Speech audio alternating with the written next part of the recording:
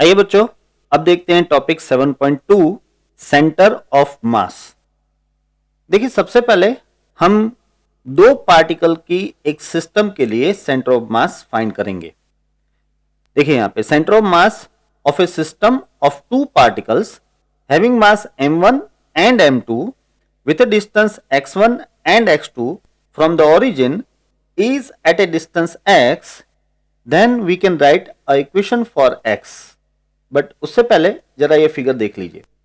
यहां पे ये है y एक्सिस और ये है x एक्सिस, ये है ओरिजिन, और यहां x एक्सिस के ऊपर ये है पार्टिकल ऑफ मास m1, ये है particle of mass m2।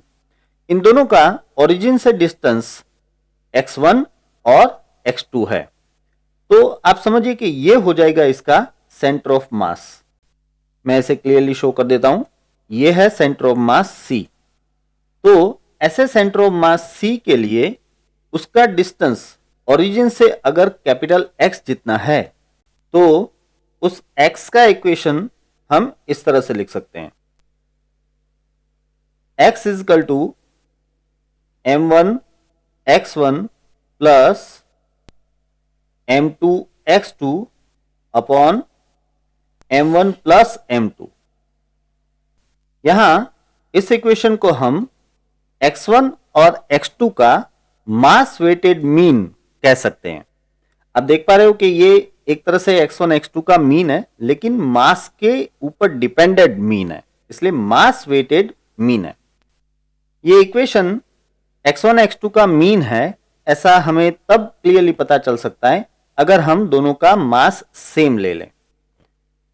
If mass m1 and m2 are same, and let us call it like m only, then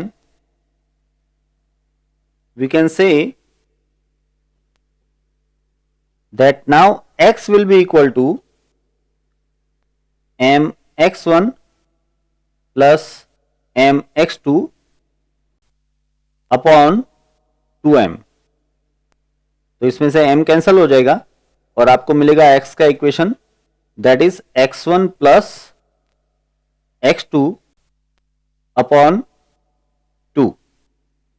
अब आप देखिए, आपको क्लियरली दिख रहा है कि ये x1 x2 के मीन का इक्वेशन है। यहां पे मास था लेकिन कैंसिल हो गया, और यहां पे मास है, तो ये दरअसल x1 x2 का मास वेटेड मीन का इक्वेशन है। चलिए अब आगे बढ़ते हैं।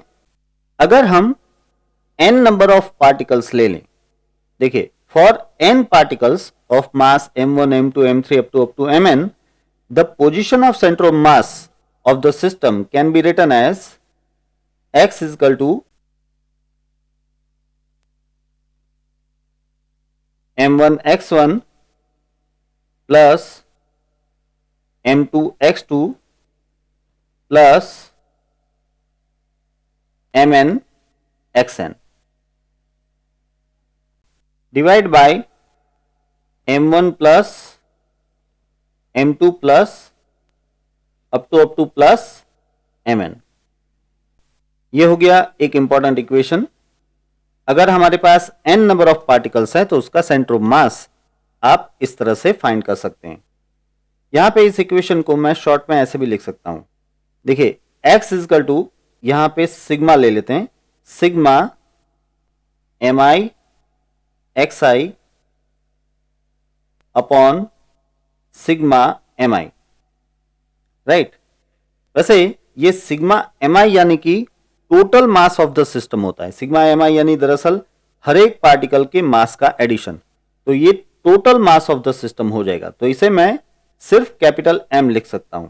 तो ये इक्वेशन बन जाएगा 1 upon capital M and sigma M I X आई।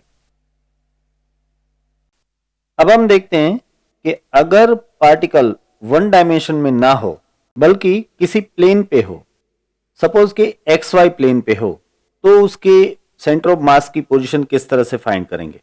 देखिए, if particles are lying on x y plane, then the position of centre of mass of three particles will be like this. See, x can be written as m1 x1 plus m2 x2 plus m3 x3 upon m1 plus m2 plus m3, and y can be written as m1 y1 plus m2 y2 plus m3 y3 upon all the masses like m1 plus m2 plus m3। अब देखते हैं कि अगर particles 3 dimension में हो और n number के हो तो ऐसे में इस सिस्टम का सेंटर ऑफ मास क्या होगा।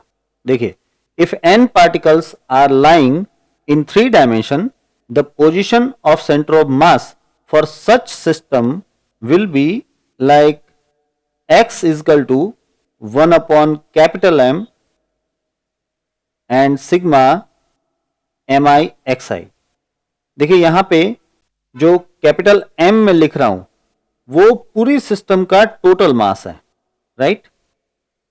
इसी तरह से अब y का इक्वेशन हो जाएगा 1 upon m sigma mi yi, और z का इक्वेशन हो जाएगा 1 upon m sigma mi zi। मैं यहां पे मेंशन भी कर देता हूं that capital M is basically sigma mi, that means it is mass of the whole system। अब यही सारी बातें हम 3 डायमेंशन के लिए पोजीशन वेक्टर के फॉर्म में डिस्कस करते हैं।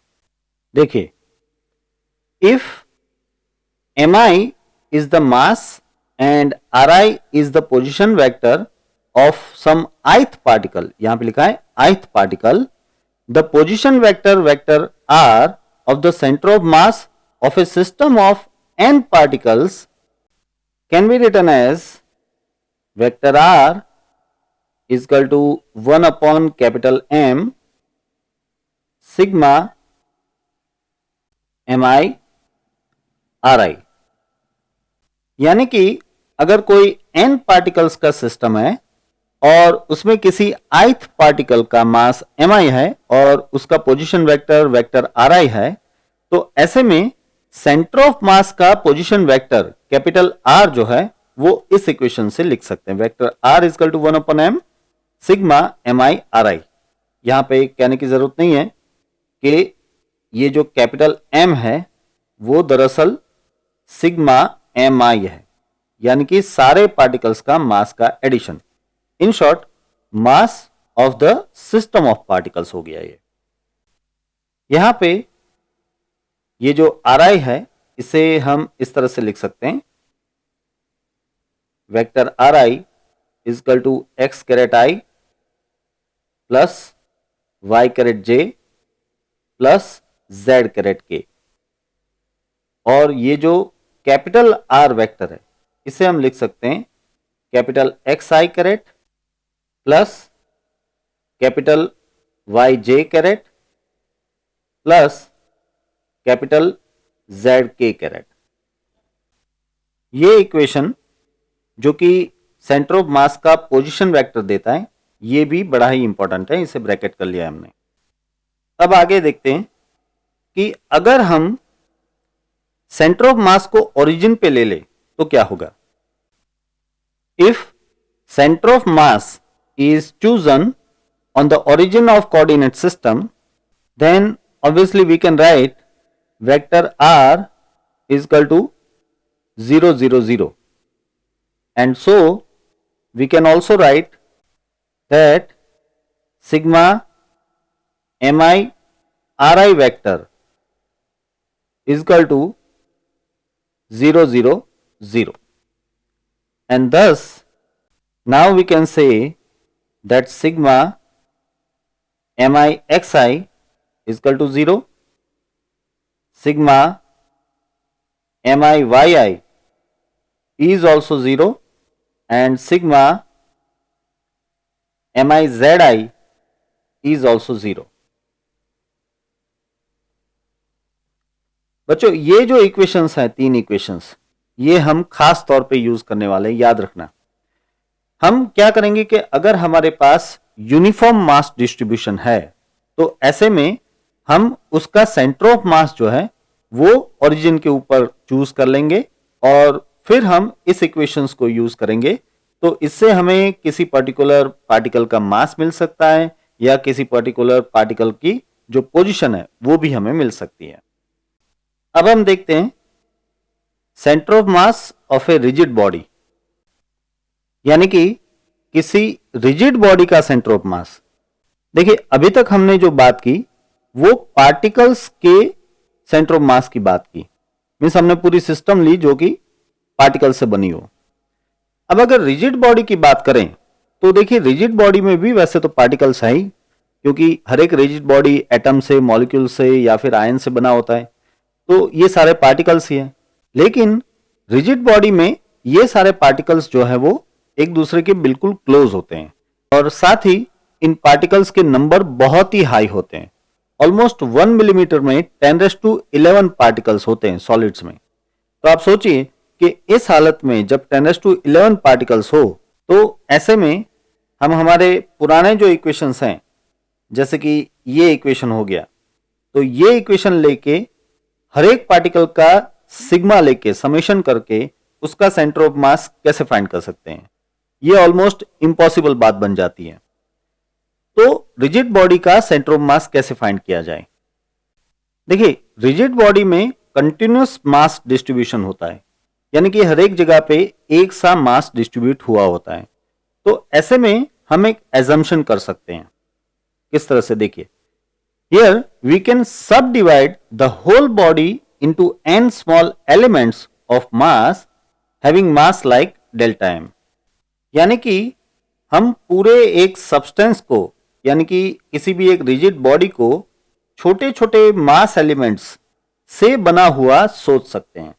जैसे कि यहां पे मैं आपको एक सब्सटेंस दिखा रहा हूं, एक रिजिड बॉडी दिखा रहा हूं।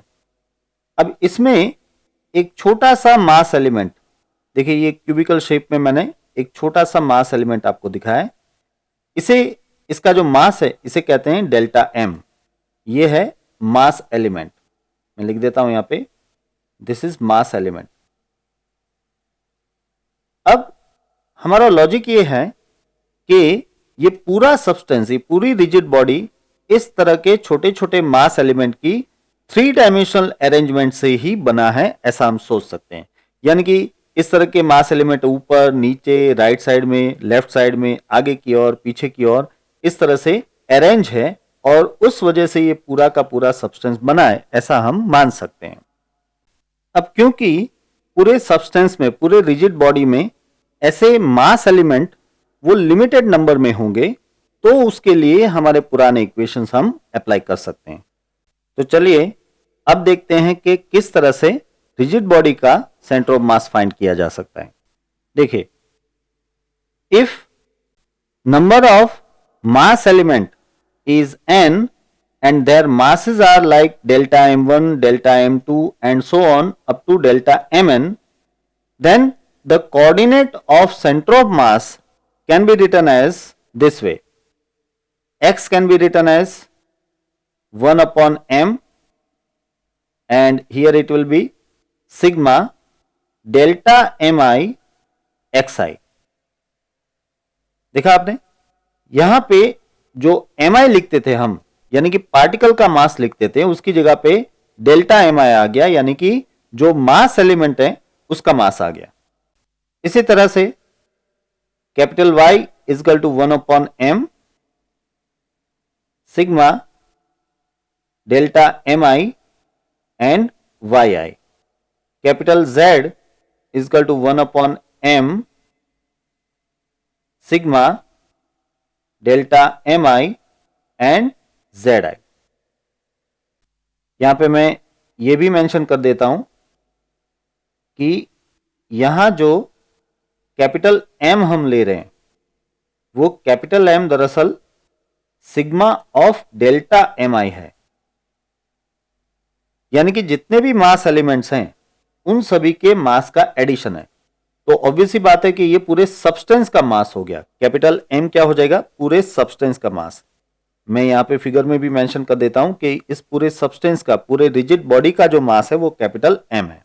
एक और बात मैं आपको यहाँ पे मेंशन कर दूं कि इस फिगर में मैंने जो मास एलिमेंट सोचा है, मैंने जो मास एलिमेंट अज्यूम किया है, वो इस तरह से क्यूबिकल शेप का है, राइट। ये मास एलिमेंट है जो कि मैंने अज्यूम किया है क्यूबिकल शेप में, लेकिन आप इसे क्यूबिकल शेप या किसी और तरह का शेप भी ले सकते हो। बट हमें जनरली देखना यह होता है कि किस तरह का मास एलिमेंट, किस शेप का मास एलिमेंट लेने से हमें ज्यादा फायदा रहेगा। जैसे कि अगर मेरे पास कोई रॉड जैसी चीज होती, पतला रॉड या ऐसा कुछ होता, तो मैं उसमें मास एलिमेंट क्यूबिकल नहीं लेता, मैं उसमें मास एलिमेंट के तौर पे छोटा सिलेंडर ले लेता, क्योंकि छोटे सिलेंडर को आप आगे आगे अरेंज करते जाएं तो पूरा एक रॉड तैयार हो सकता है, राइट। तो ऐसे में मैं मास एलिमेंट के तौर पे ऐसा क्यूबिक नहीं लेता, मैं एक सिलेंडर ले लेता। तो इस तरह से आप मास एलिमेंट खुद चूज कर सकते हो, किस तरह का शेप आपको रखना है वो आप खुद डिसाइड कर सकते हो। इसके बारे में ज्यादा डिटेल में आपको आगे समझ में आ जाएगा कि कहां पे किस तरह का मास एलिमेंट ज्यादा बेटर रहता है। आप मास एलिमेंट चाहे किसी भी शेप का लो, उसको आपको डेल्टा एम कहना है, और उसके इक्वेशंस तो दरअसल इसी तरह से रहेंगे। अब आगे बढ़ते हैं। देखिए, if the number of mass element that is n is very large, then the mass of the mass element that is delta m will become very small। But obvious सी बात है कि अगर आप सब्सटेंस में मास एलिमेंट के number बहुत ज्यादा चूज करते हो, ज्यादा अज्यूम करते हो, तो ऐसे में हर एक मास एलिमेंट का जो मास है डेल्टा m वो बहुत ही कम हो जाएगा। In that case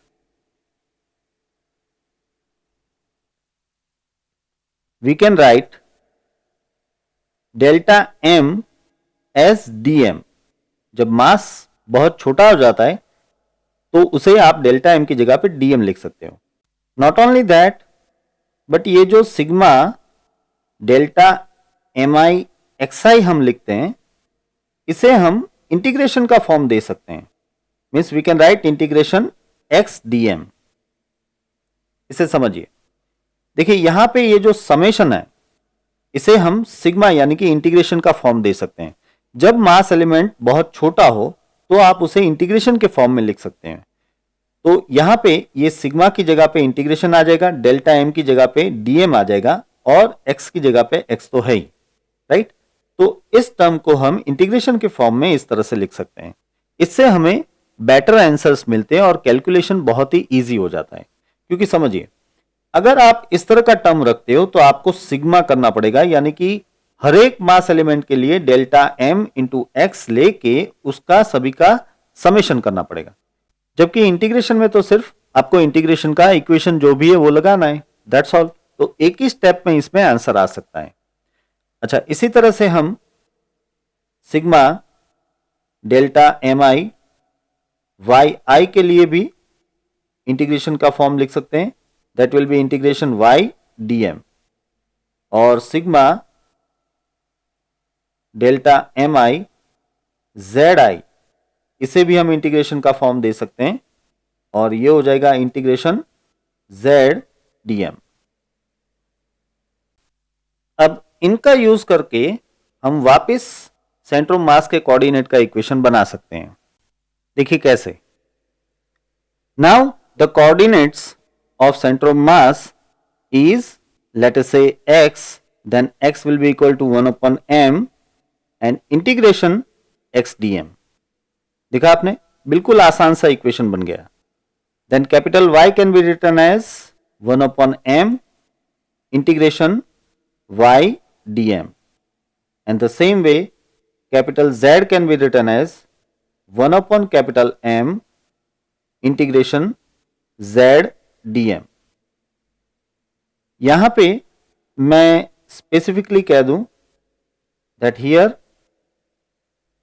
capital M is basically integration of dm, and that is total mass of the substance. ये दरअसल इंटीग्रेशन dm से मिला है, बट ये है दरअसल क्या, total mass of the substance. ये तीनों ही इक्वेशन बड़े ही इंपॉर्टेंट इक्वेशन है। इससे हम रिजिड बॉडीज के लिए सेंटर ऑफ मास आराम से फाइंड कर पाएंगे। ये बात हम आगे देखेंगे। अब इस पे से हम पोजीशन वेक्टर के फॉर्म में इक्वेशन को लिख सकते हैं। So vector R now can be written as 1 upon m integration vector R dm। ये भी एक इंपॉर्टेंट इक्वेशन है, इसे भी मैं ब्रैकेट कर लेता हूं। अब आगे बढ़ते हैं। Now if we choose the center of mass on the origin, then obviously we can write vector r is equal to 0, है ना। अगर हम ओरिजिन के ऊपर ही सेंटर ऑफ मास ले लेते हैं तो सेंटर ऑफ मास का जो पोजीशन वेक्टर है वेक्टर r वो 0 हो जाएगा। अगर वेक्टर r 0 होता है तो इस इक्वेशन से हमें पता चल सकता है कि हम लिख सकते हैं integration vector r dm that also will be equal to 0। यानी कि अब हम तीनों कोऑर्डिनेट के लिए भी कह सकते हैं that integration of x dm will B 0, integration of y dm will also be 0 and integration of z dm will also be 0। देखिए हम रिजिड बॉडी के लिए इस तरह की मेथड यूज करेंगे, मींस कि हम उसका जो सेंटर ऑफ मास है वो ओरिजिन के ऊपर चूज कर लेंगे और फिर हम ये इक्वेशन लगा सकते हैं जिससे हम फिजिक्स के कई सारे न्यूमेरिकल्स भी सॉल्व करेंगे। अब एक बहुत ही इंपॉर्टेंट बात यहां पे नोट डाउन कर लीजिए। देखिए for homogeneous body of regular shape the centre of mass coincides with their geometric centre. देखिए पहले तो ये होमोजेनियस बॉडी यानी क्या समझा देता हूं। Homogeneous body means body with uniformly distributed mass. देखिए अगर यूनिफॉर्मली मास का डिस्ट्रीब्यूशन है तो उसे होमोजेनियस बॉडी कहते हैं। इसे मैं आपको एक फिगर के साथ समझाता हूं, पहले बाद में वापस इस पे बात करेंगे। देखिए अगर हमारे पास ऐसी कोई डिस्क है, मैं ऐसी 2 डिस्क ड्रॉ कर लेता हूं इस तरह से। ये एक सॉलिड डिस्क है, ओके। इस तरह से ये जो पहली है वो पूरी एक सॉलिड डिस्क है। तो आप जानते हो कि इसमें जो मास डिस्ट्रीब्यूशन होगा वो यूनिफॉर्म होगा, तो इसे होमोजेनियस कहते हैं। लेकिन अब ये एक दूसरी डिस्क में दिखा रहा हूं आपको जिसमें एक छेद है, यानी कि इतना पोर्शन तो सॉलिड है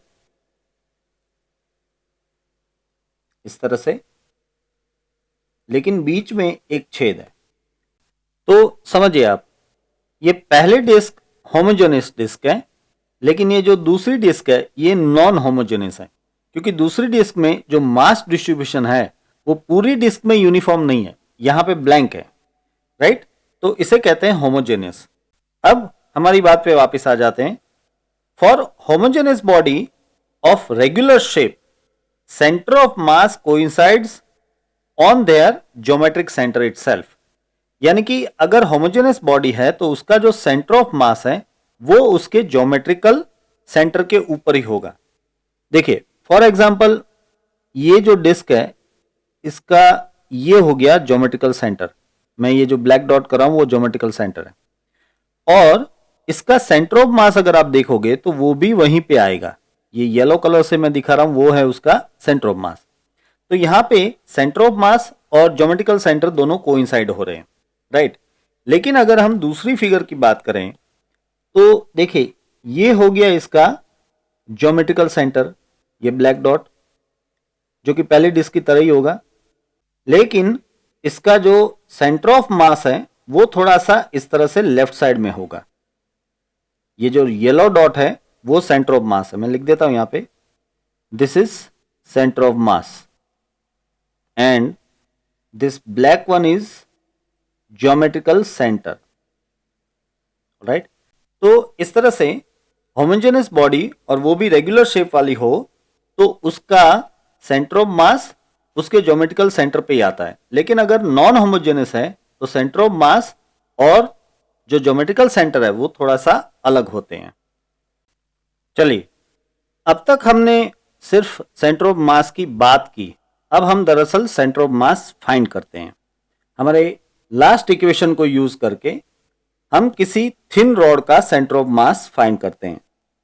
finding centre of mass of thin rod, देखते हैं कैसे। देखिए, ये है हमारे coordinates x and y coordinates, और इसके ऊपर ये मैंने ले लिया एक थिन रॉड। राइट, ये जो रॉड है इसका मास है कैपिटल एम, और इसकी जो टोटल लेंथ है वो है कैपिटल एल। इस तरह से कैपिटल एल।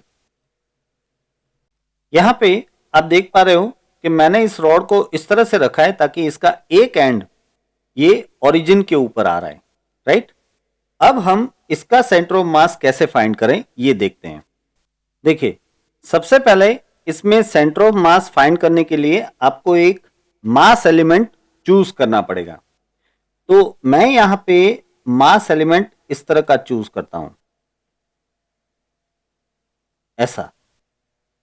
ये मास एलिमेंट दरअसल इस रॉड का एक हिस्सा ही है।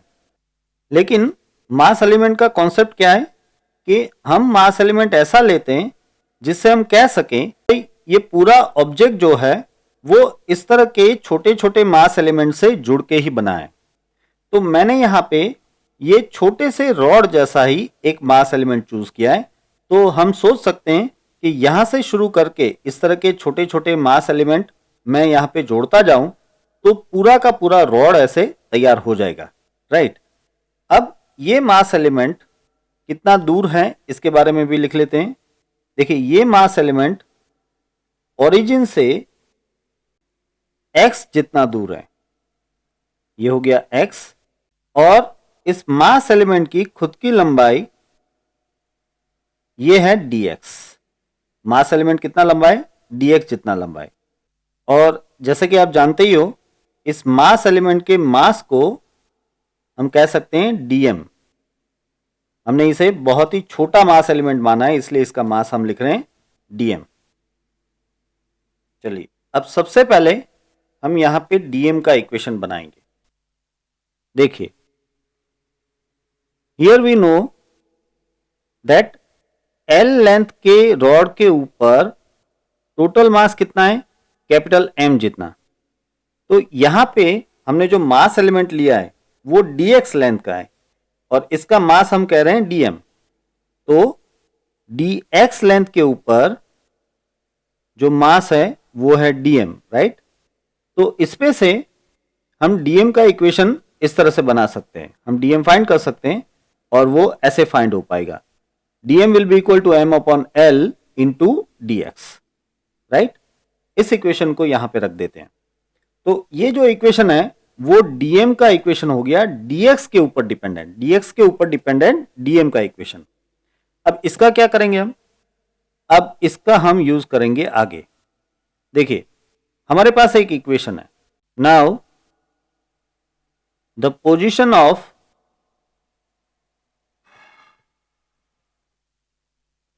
center of mass is capital X is equal to 1 by m integration x dm। याद है ना, हमने ये इक्वेशन लिया था। यहां पे पूरा रॉड x एक्सिस के ऊपर रखा हुआ है, इसलिए हम ये x वाला इक्वेशन यूज कर रहे हैं। अब यहां पे मैं dm की जगह पे ये इक्वेशन डाल देता हूं, तो ये इक्वेशन बन जाएगा इस तरह से 1 upon m integration x, this is m upon l and dx। अब इसमें से ये m अपॉन l तो कांस्टेंट है, तो ये इंटीग्रेशन से बाहर आ जाएगा और mm कैंसल हो जाएगा, तो बचेगा सिर्फ 1 अपॉन l। ये 1 upon l integration x dx। अब आप देखिए, आप यहां पे x की रिस्पेक्ट में इंटीग्रेशन कर रहे हो, तो आपको x की लोअर लिमिट और अपर लिमिट यहां पे डालनी चाहिए। तो ऑब्वियस सी बात है कि लोअर लिमिट हो जाएगी 0 और अपर लिमिट हो जाएगी L। आ रही बात समझ में? देखिए इस फिगर में समझाता हूं। ये जो x है ना, ये हमने जो चूज किया उस मास एलिमेंट का डिस्टेंस है। अब सबसे पहला मास एलिमेंट आप कहां पे चूज करोगे? यहां पे। अगर यहां पे मास एलिमेंट होगा तो x कितना हो जाएगा? 0।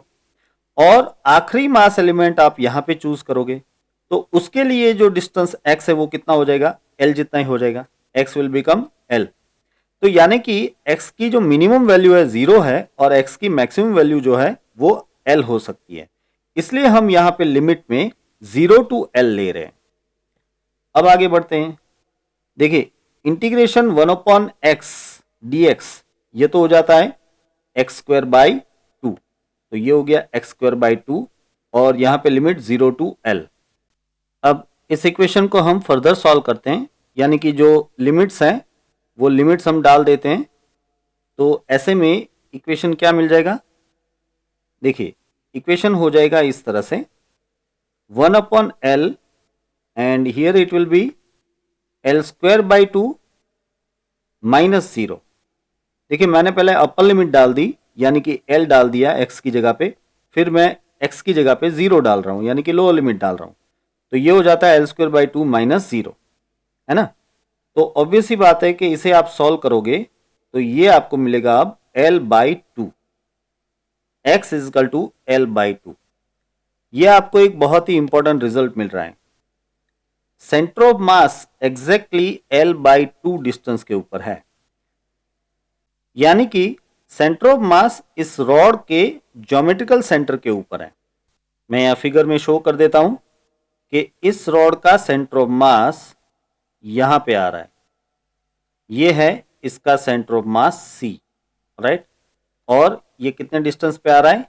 ये एग्जैक्टली L बाई 2 डिस्टेंस पे आ रहा है। ये है L बाई 2। अब सीधी सी बात है, अगर ये L बाई 2 है तो L लेंथ के रॉड का L बाई 2 डिस्टेंस जो है वो उसका ज्योमेट्रिकल सेंटर भी होता है, और यहां इक्वेशन से हमें पता चल रहा है कि वो उसका सेंटर ऑफ मास भी है। तो यही बात हमने आगे कही थी कि अगर आप होमोजेनियस यूनिफॉर्म बॉडी लेते हो तो उसका सेंटर ऑफ मास उसके ज्योमेट्रिकल सेंटर के ऊपर ही आएगा, और वही यहां पे हो रहा है। ठीक है, तो इसी के साथ बच्चों ये लेक्चर मैं यहां पे समाप्त करता हूं, और आज के इन टॉपिक्स के क्वेश्चन आंसर्स की पीडीएफ की लिंक डिस्क्रिप्शन में रख दिए, आप उसे डाउनलोड कर सकते हैं। So here with Anshun Baldania signing off, take care.